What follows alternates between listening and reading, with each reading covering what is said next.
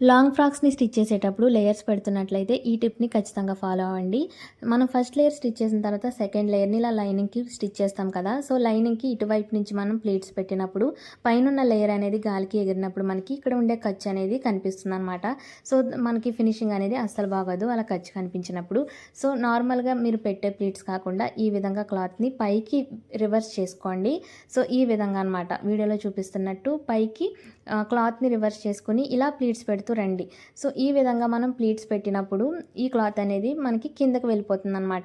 So ఖర్చు అనేది మనకి లోపల ఉండిపోతుంది. సో పైన లేయర్ పైకి వెళ్ళినప్పుడు మనకి మిగతా లేయర్స్ ఖర్చు అనేది కనిపించకుండా నీట్గా ఉంటుంది.